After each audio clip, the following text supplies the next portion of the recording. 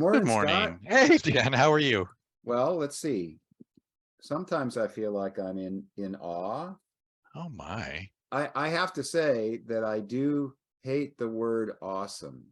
I find Yeah. myself using it, and it just seems like such a cliche these days. Well, most of the times that word awesome is used, it's applied to something that is less than awesome. Right. I think you really should reserve awesome for things that are special or something, And, just when you say that, Dan, that sounds like a very rational way of thinking about it.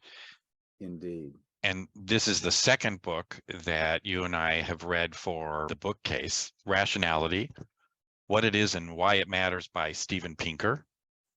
And then In Awe, which is rediscover your childlike wonder to unleash inspiration, meaning, and joy by John O'Leary. Whenever Pinker speaks, whether it is a podcast or a TED talk or a paper or a book he's written, traditionally I've been quite interested in what he has to say. I think it was, what was it, 10, 15 years ago when he pointed out that actually these are the best of times we're living in. You hear this constant griping about government and about life, and we are the richest, most healthy, and happiest we have been in human history, really. Yeah, it is remarkable. I'm struck by the charisma of both of these authors. Pinker has his opus of books and the Harvard professor of psychology.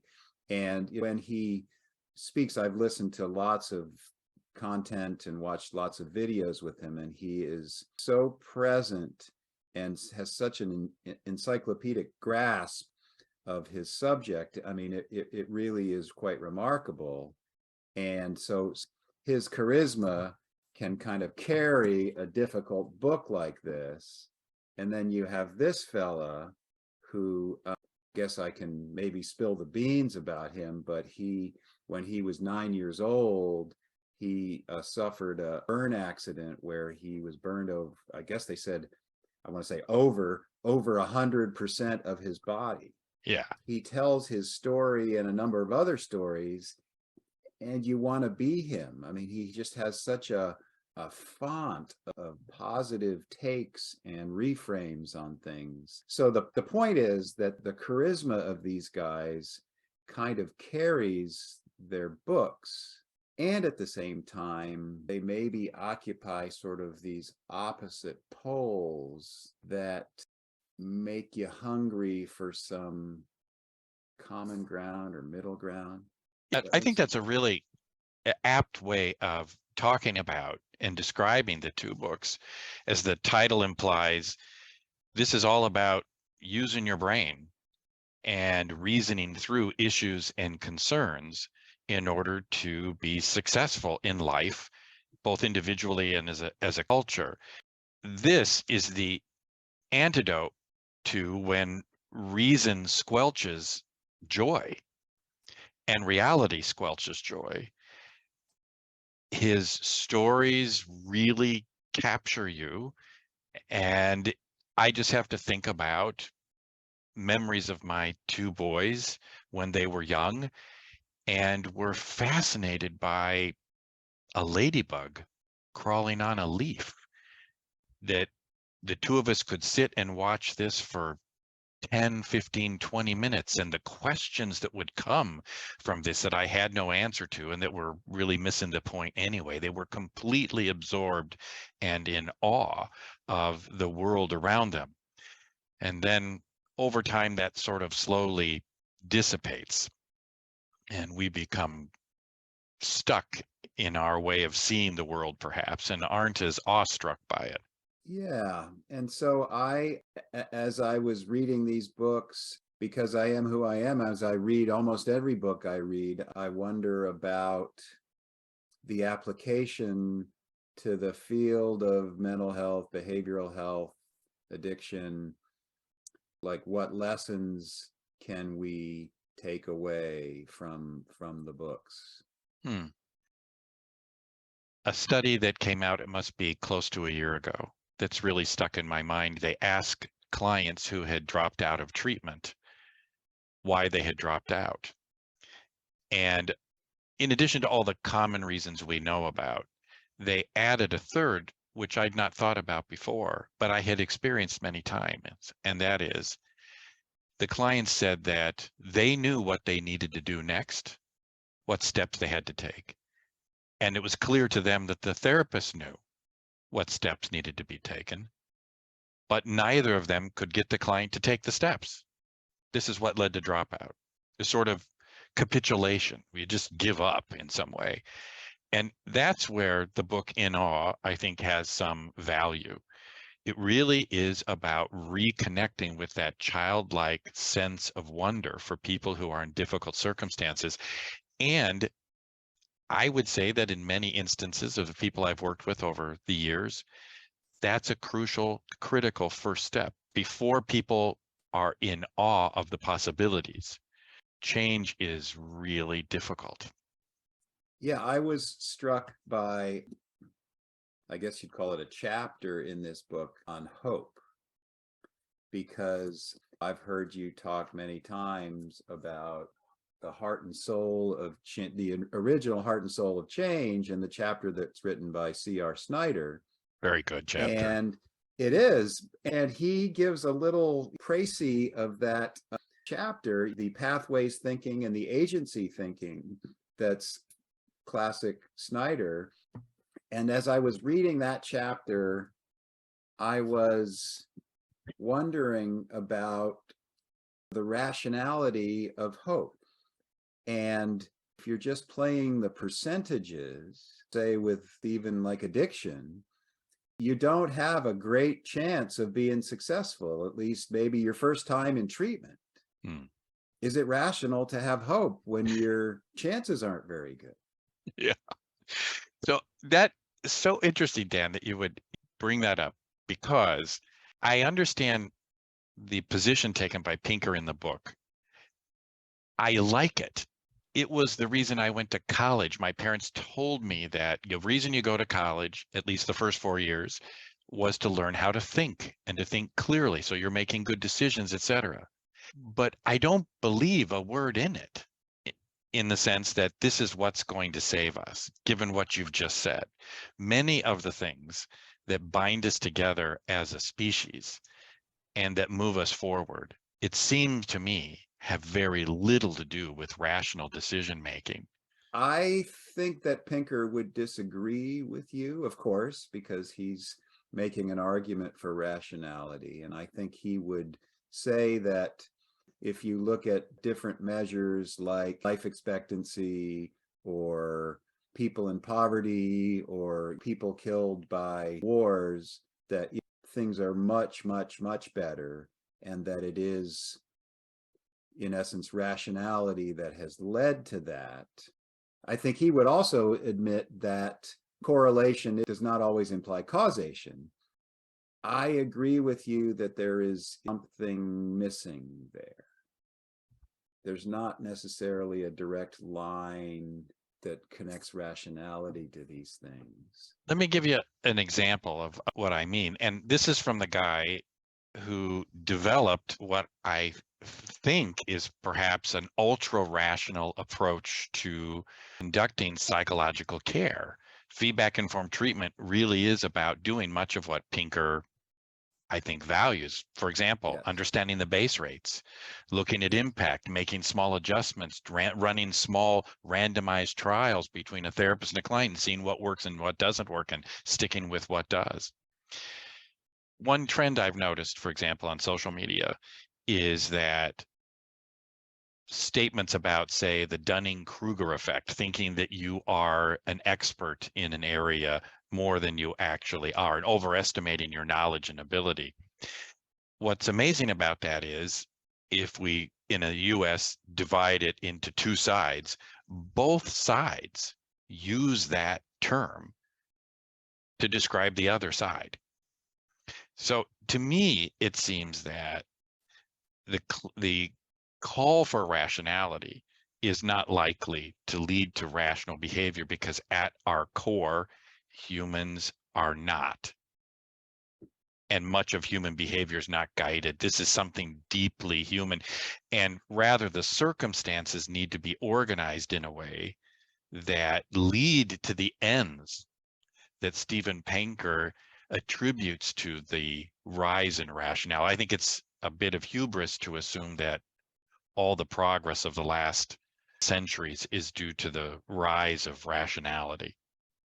Right. And I hope I can say it the right way, but people ask him about progress.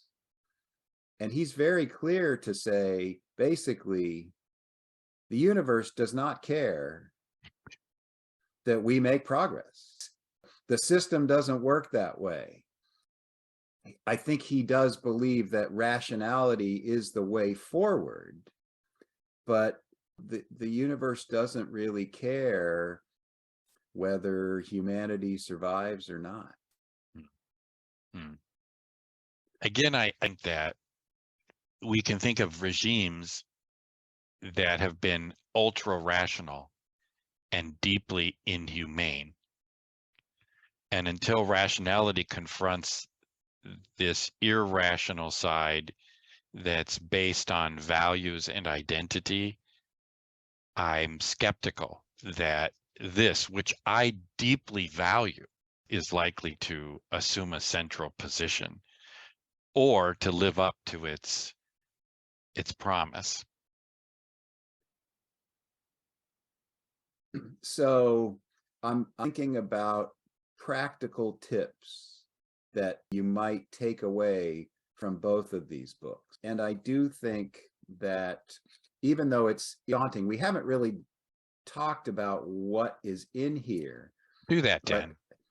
Okay, so he spends probably the first at least half and probably even more of this book talking about different types of fallacies that human beings, I guess I would say, suffer from.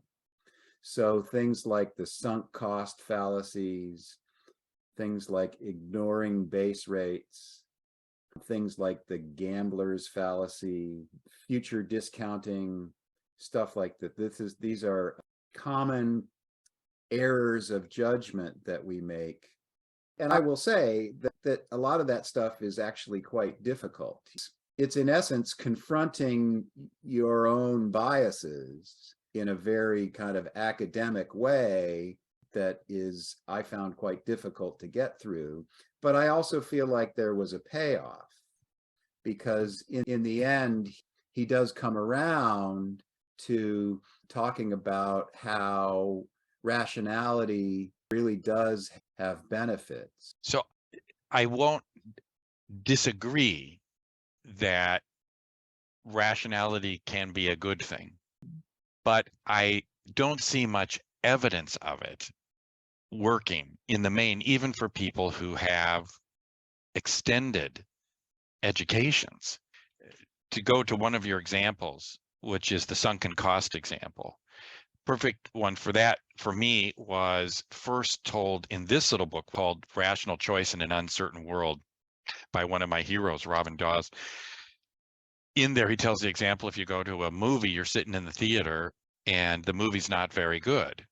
And you think to yourself, well, I'm going to stay because I paid for it.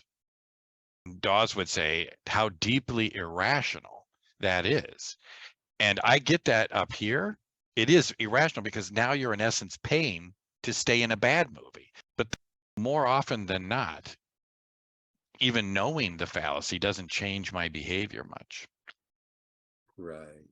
So even when we can see things from a more rational perspective, making a change is still difficult. And one of the things I really appreciated on that note in Pinker's book was that many of the studies that have been used to say, look at kind of how silly humans are, that they can't figure out these choices and that they're making errors, is he said a lot of that is in the framing of the questions. If you frame these questions in much more practical ways, people tend to make better choices.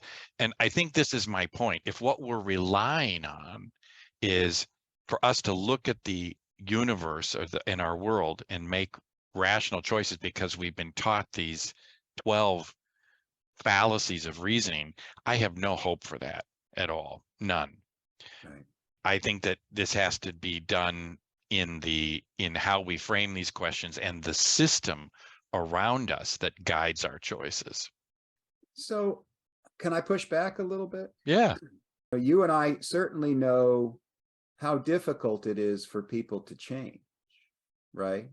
I mean, people with mental health and addiction problems, the statistics aren't very good. Yeah. With feedback informed treatment, we can incrementally move the needle. Yeah.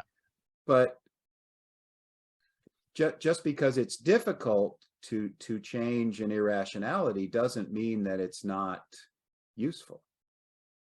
And so that, I guess, leads to the question, who's this book written for? Because once again, we both experienced this as kind of a slog. For me, in part because the first part of it seemed like a repetition of ideas that are coming out in lots and lots of books. Then just the concepts are hard to apply in your life. So who's going to be reading this book? Why would somebody read a book like this? I guess I wonder of all the 8 other book reviews that we've done, who's listening to that and who's actually picking up some of the books. Because for me, regardless of whether I'm in 100% agreement or not, this book gets you thinking. Yeah, right? That's true. I mean, if you can stick with it. If you can stick with it, which is not an easy thing to do, it definitely gets you thinking.